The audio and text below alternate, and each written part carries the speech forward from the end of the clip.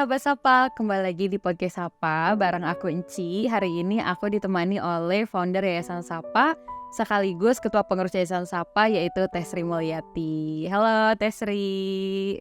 Halo teman-teman sahabat Sapa. Nah, hari ini aku bareng Tesri akan ngobrol-ngobrol santai tentang pentingnya pendidikan hak kesehatan seksual dan reproduksi bagi pencegahan kekerasan terhadap perempuan dan anak. Seperti kita ketahui ya bahwa KTPA atau kekerasan terhadap perempuan dan anak ini merupakan persoalan yang sangat kompleks gitu dan dapat disebabkan oleh berbagai faktor yang yang saling terkait gitu. Nah, kita kan bercerita atau sharing-sharing gitu tentang salah satu bentuk pencegahan KTPA ini atau kekerasan terhadap perempuan dan anak ini, dan gimana sih caranya gitu kalau misalkan kita menggunakan menggunakan pendidikan hak kesehatan seksual dan reproduksi. Nah, mungkin juga belum semua orang atau belum semua teman-teman Sapa yang tahu tentang HKSR atau hak kesehatan seksual dan reproduksi ini gitu. Sebelum kita ngobrol-ngobrol jauh nih, Tesri boleh nggak di-spill sedikit sebenarnya HKSR itu sendiri itu apa sih Tesri? Ya, kalau misalnya kita lihat sebenarnya dari definisi ya, hak kesehatan seksual dan reproduksi atau lebih dikenal dengan HKSR itu adalah hak yang menjamin setiap individu untuk mengambil keputusan terkait dengan aktivitas seksual dan reproduksi mereka tanpa adanya diskriminasi, paksaan, dan juga kekerasan. Nah, sebenarnya kita mengenal ada 12 bentuk ya hak atas kesehatan seksual dan reproduksi. Yang pertama itu adalah hak untuk hidup, kemudian yang kedua adalah hak atas kemerdekaan dan keamanan, kemudian yang ketiga hak atas kesetaraan dan bebas dari segala bentuk diskriminasi ya. Jadi kalau teman-teman kemudian melanggar misalnya melakukan diskriminasi terhadap orang lain, maka dia sebenarnya dikategorikan pada pelanggaran atas hak kesehatan seksual dan reproduksi. Kemudian juga atas hak atas kerahasiaan pribadi, kemudian hak atas kebebasan berpikir, ada hak untuk mendapatkan informasi dan pendidikan, kemudian hak untuk menikah atau tidak menikah, termasuk membentuk maupun merencanakan keluarga gitu ya. Kemudian ada hak untuk memutuskan mempunyai anak atau tidak dan kapan dia ingin mempunyai anak. Kemudian yang selanjutnya adalah hak atas pelayanan dan perlindungan kesehatan. Kemudian hak untuk mendapatkan manfaat dari kemajuan ilmu pengetahuan. Dan juga ada hak atas kebebasan berkumpul dan berpartisipasi dalam politik nih, apalagi dalam menjelang pemilu ya, bahwa sebenarnya ketika kita datang ke TPS dan kemudian kita memilih salah satu pasangan itu merupakan bagian juga dari hak kesehatan seksual dan reproduksi. Dan yang terakhir itu adalah hak untuk bebas dari penganiayaan dan perlakuan buruk ya, termasuk hak untuk tidak mendapatkan kekerasan dalam bentuk apapun gitu ya. Kira-kira itu 12 hak atas kesehatan seksual dan reproduksi yang menurut saya penting untuk teman-teman ketahui, sehingga kalau teman-teman tahu, teman-teman akan paham sebenarnya apa sih hak kesehatan seksual yang kita miliki yang sudah dipenuhi oleh negara, masyarakat, orang tua kita gitu, atau hak mana yang kemudian sudah dilanggar gitu ya oleh pemerintah, masyarakat, ataupun misalnya oleh keluarga kita sendiri. Oke, tadi seperti yang Tesri sebutkan bahwa HKSR itu sendiri itu secara tidak langsung menjamin individu untuk dapat mengambil keputusan terkait aktivitas seksual dan reproduksi gitu. Tadi juga sudah disebutkan ada 12 contohnya ya Tesri ya. Nah, sebenarnya kalau misalkan kita berbicara tentang HKSR ini, bagaimana sih pendidikan HKSR dapat membantu mencegah KTPA atau kekerasan terhadap perempuan dan anak, dan seperti apa sih Tesri kira-kira? Ya, sebenarnya kan dalam tadi seperti yang sudah saya sampaikan ya, bahwa ada kata kunci dalam hak seksual itu adalah bahwa ketika kita sebagai individu itu mengambil keputusan terkait dengan aktivitas seksual dan reproduksi, itu tidak diperbolehkan adanya diskriminasi, paksaan, dan kekerasan gitu ya. Termasuk dalam bentuk-bentuk hak kesehatan seksual dan reproduksi yang tadi disampaikan, sebenarnya itu mencakup spiritnya adalah bahwa siapapun itu tidak boleh melakukan kekerasan gitu ya. Jadi ketika misalnya kita memberikan orang hak atas kemerdekaan dan keamanan, berarti dia tidak diperbolehkan untuk kemudian mendapatkan kekerasan gitu. Hak atas kesetaraan dan bebas dari segala bentuk diskriminasi itu juga menjadi bagian untuk dia tidak mendapatkan kekerasan gitu ya. Jadi kalau kita berpikir misalnya untuk ketika orang negara itu memberikan orang hak atas kesehatan seksual dan reproduksi, maka dia akan otomatis sebenarnya kemudian juga menjamin setiap orang, baik itu perempuan maupun anak, itu tidak mengalami segala bentuk kekerasan itu. Dan ketika kita mewujudkan hak kesehatan seksual dan reproduksi itu secara tidak langsung sebenarnya kita juga berarti menetapkan bahwa negara menjamin siapapun tidak boleh melakukan kekerasan gitu. Ya sebenarnya kan kalau di dalam hak kesehatan seksual dan reproduksi itu pada nomor 12 itu ya secara jelas itu kan menyatakan hak untuk bebas dari penganiayaan dan perlakuan buruk gitu ya. Berarti itu secara tidak langsung menyatakan bahwa penganiayaan itu kan berarti dia terbebas dari kekerasan secara fisik ya. Jadi perlakuan buruk itu bisa secara fisik, psikis gitu maupun juga secara seksual ya. Jadi sebenarnya kekerasan terhadap perempuan, pencegahan kekerasan terhadap perempuan dan anak itu juga bagian dari bentuk-bentuk hak kesehatan seksual dan reproduksi yang sebenarnya dia menjadi hak setiap orang gitu ya, baik anak maupun juga perempuan. Berarti komponen-komponen dari HKSR ini sendiri secara tidak langsung itu sudah menjamin gitu bahwa tidak ada satupun orang yang dapat mengalami segala bentuk kekerasan gitu ya Tesri ya. Ya.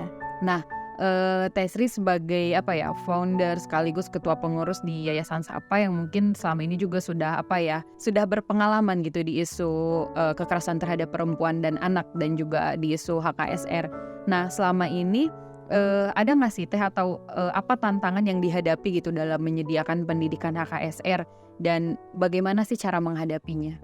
Ya, yang pertama kita sendiri masih melihat ya masyarakat juga tokoh masyarakat termasuk juga sebagian pemerintah itu melihat bahwa pengetahuan hak kesehatan seksual dan reproduksi itu adalah sesuatu yang tabu gitu, yang harus dipelajari ketika orang sudah menikah. Bahkan misalnya hasil dari temuan apa yang dilakukan oleh Sapa misalnya melalui community based monitoring itu ternyata memperlihatkan bahwa hak kesehatan seksual dan reproduksi itu masih dianggap sebagai hal yang tabu untuk dibicarakan gitu ya, karena dianggap bertentangan dengan nilai-nilai agama dan adat ketimuran kita gitu.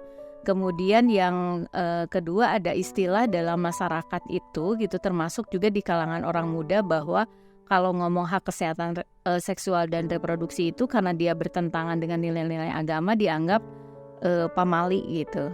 Dan masyarakat itu masih memandang bahwa ketika ngomong soal seksualitas itu hanya berhubungan dengan hubungan seksual antara perempuan dan laki-laki gitu. Padahal kan seperti yang dijelaskan sebelumnya bahwa sebenarnya hak atas kesehatan seksual dan reproduksi itu sangat general dan dia itu sangat komprehensif gitu. Tidak hanya persoalannya terkait dengan aktivitas seksual, tapi bagaimana dia menjamin seluruh kehidupan kita dari semenjak kita lahir sampai kita kemudian meninggal gitu ya, terkait dengan keputusan atas aktivitas seksual dan reproduksi dalam konteks sosial, kemudian ekonomi dan juga politik gitu ya. Karena betapa dalam hak kesehatan seksual dan reproduksi itu juga ngomong hak atas kebebasan berkumpul dan berpartisipasi dalam politik gitu. Jadi tidak hanya ngomong konteksnya itu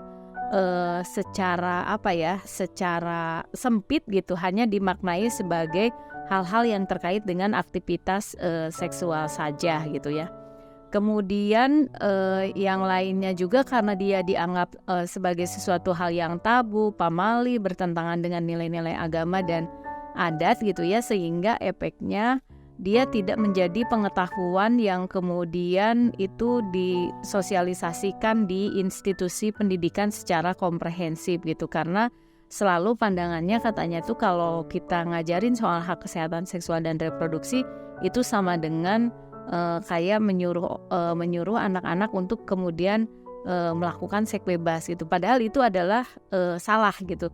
Justru dengan memberikan pengetahuan atas hak seksual dan kesehatan reproduksi, teman-teman muda itu akan tahu sebenarnya hak apa saja yang dia miliki dan apa konsekuensi dari pelanggaran terhadap hak-hak itu gitu ya. Sehingga menurut saya justru dengan kita memberikan informasi mengenai ini sebenarnya akhirnya tuh terhindar teman-teman ini dari misalnya berbagai persoalan terkait dengan kekerasan seksual, juga persoalan terkait dengan kesehatan reproduksi gitu.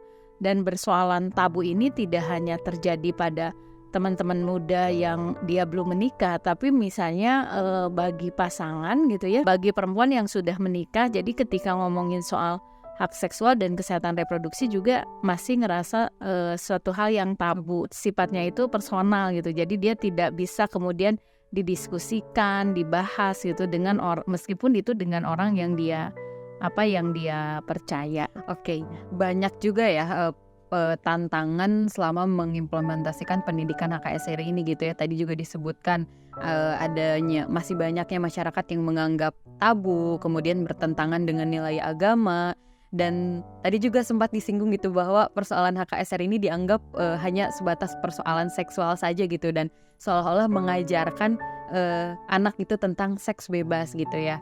Nah padahal kalau misalkan tadi juga mendengar apa kata Tesri, bahwa padahal HKSR ini tuh membahas secara komprehensif gitu dari lahir sampai meninggal terkait pengambilan keputusan seksual dan reproduksi. Nah dalam menghadapi tantangan-tantangan ini apa aja sih upaya-upaya yang telah dilakukan atau apa yang kita bisa lakukan untuk menghadapi tantangan-tantangan ini? Ya. Upaya yang dilakukan oleh Yayasan SAPA bersama dengan teman-teman jaringan, yaitu yang pertama sebenarnya memberikan edukasi ya terhadap orang muda terkait dengan kesehatan seksual dan reproduksi, termasuk mereka diajak untuk mengenali apa saja sih sebenarnya hak-hak kesehatan seksual dan reproduksi yang harus dimiliki orang-orang muda gitu. Kemudian yang kedua, juga edukasinya itu tidak hanya terhadap orang muda tapi juga terhadap perempuan misalnya. Dalam beberapa misalnya dari 12 bentuk kekerasan hak seksual dan kesehatan reproduksi itu banyak yang sebenarnya dia sangat terkait dengan persoalan perempuan misalnya ya, perempuan yang dia sudah berkeluarga gitu, hak untuk maupun yang belum gitu, hak untuk menikah atau tidak menikah, serta membentuk dan merencanakan keluarga gitu, hak untuk memutuskan mempunyai anak atau tidak dan kapan mempunyai anak gitu. Nah kemudian yang kedua juga strategi yang kita lakukan adalah bagaimana memastikan hak itu agar terpenuhi. Salah satunya adalah melakukan kerja advokasi kebijakan. Jadi dengan memasukkan hak-hak atas kesehatan seksual dan reproduksi ini ke ragam kebijakan, baik itu di tingkat nasional, di tingkat daerah, dan juga di tingkat desa. Misalnya kayak di tingkat nasional kan masuk di dalam undang-undang tindak pidana kekerasan seksual gitu. Misalnya ketika korban kekerasan seksual maka dia harus dipastikan apakah hak atas kesehatan seksual dan reproduksinya itu sudah terpenuhi atau tidak gitu ya. Kemudian misalnya masuk ke dalam Perda tentang perlindungan perempuan dan anak. Atau misalnya kemarin yang kita lakukan di Indramayu itu dimasukkan ke dalam Perda tentang penyelenggaraan dan pengelolaan pendidikan. Jadi mendorong informasi ini masuk ke dalam kurikulum dan dia diakomodir dalam kebijakan di tingkat daerah. Kemudian yang selanjutnya sebenarnya kita juga mendorong ketika masyarakat udah tahu haknya, kebijakan udah ada, maka dia kan harus terimplementasi dengan baik. Salah satunya adalah menyediakan alokasi anggaran misalnya untuk posyandu remaja, kemudian juga meningkatkan kualitas layanan, sarana dan prasarana di puskesmas misalnya terkait dengan pusat pelayanan kesehatan reproduksi remaja misalnya di puskesmas ya, di PKPR gitu. Mendorong pemerintah desa untuk mengalokasikan anggaran posyandu remaja, atau misalnya mendorong adanya surat edaran bupati gitu ya misalnya, atau surat edaran dari dinas kesehatan untuk memastikan bahwa semua desa dan puskesmas itu menyelenggarakan layanan untuk layanan kesehatan bagi remaja gitu ya, layanan kesehatan reproduksi bagi remaja. Kemudian juga yang tak kalah penting sebenarnya edukasi itu harus bisa menjawab situasi kekinian gitu ya. Jadi tidak hanya dilakukan melalui diskusi reguler dari kampung ke kampung, tapi juga lewat media sosial seperti yang kita lakukan saat ini gitu. Nah, di Kabupaten Bandung sendiri sebenarnya menurut saya yang jadi juga terobosan baik adalah teman-teman Sapa kemudian membentuk komunitas balai remaja gitu. Jadi balai remaja itu dirancang sebagai pusat informasi dan juga edukasi dan pendampingan terkait dengan persoalan kesehatan reproduksi remaja dan juga kekerasan dalam pacaran, yang pada saat itu memang banyak kemudian remaja yang mengalami kekerasan dalam pacaran, sehingga untuk merespon hal itu kemudian dibentuk balai remaja. Atau misalnya yang kita lakukan juga dengan mengembangkan beragam pusat layanan komunitas gitu ya, baik pusat layanan komunitasnya di desa misalnya dengan membentuk balai remaja, maupun juga pusat layanan komunitas di kampus-kampus ya, seperti yang kita lakukan di beberapa perguruan tinggi yang ada di Bandung dan juga di Indramayu. Jadi itu beberapa langkah yang sudah kita lakukan untuk memastikan bahwa persoalan dan isu ini dipahami dengan baik oleh masyarakat dan juga pemerintah. Wah, komprehensif sekali ya Tes Ria tadi. Dimulai dari tatanan kebijakan sampai juga tadi ke sekolah-sekolah dan fasilitas kesehatan juga ya Tes Ria. Nah, Tes Ri, sebelum kita tutup nih podcast kali ini, ada nggak pesan-pesan yang ingin disampaikan untuk orang muda dan masyarakat secara luas gitu terkait persoalan hak kesehatan seksual dan reproduksi? Karena masalah hak kesehatan seksual dan reproduksi itu seringkali dianggap bertentangan dengan nilai-nilai agama dan budaya kita gitu, maka menurut saya penting sebenarnya orang-orang muda yang dia punya perspektif tentang agama yang baik gitu ya, ataupun tokoh-tokoh agama itu menyampaikan informasi bagaimana misalnya nilai-nilai agama ini sesungguhnya yang sebenarnya juga berbicara tentang hak kesehatan seksual dan reproduksi gitu. Jadi penting menurut saya itu menjadi informasi yang dikampanyekan baik oleh orang muda maupun juga oleh tokoh-tokoh agama gitu. Dan juga yang menarik menurut saya adalah tokoh-tokoh agama yang dia kategorinya adalah ulama-ulama muda gitu ya, cendekiawan-cendekiawan muda juga untuk ikut mengkampanyekan ya terkait dengan bagaimana pandangan agama-agama terhadap hak kesehatan seksual dan reproduksi gitu. Menurut saya itu harus dibincang dan kayaknya itu akan sangat menarik dan memberikan edukasi terhadap masyarakat yang sangat luas. Oke, itu dia tadi podcast apa episode kali ini, di mana HKSR atau hak kesehatan seksual dan reproduksi ini dapat mencegah setiap orang untuk melakukan adanya diskriminasi, paksaan dan juga kekerasan. Dan kalau misalkan ada teman-teman atau sahabat Sapa di luar sana yang punya tips lainnya atau mungkin ada hal-hal yang diceritakan, boleh ditulis di comment section di bawah ini. Dan kalau misalkan sahabat-sahabat Sapa suka dengan konten ini, jangan lupa untuk like, komen, dan juga subscribe YouTube channel kita. Oke, sampai jumpa di podcast Sapa episode selanjutnya. Terima kasih.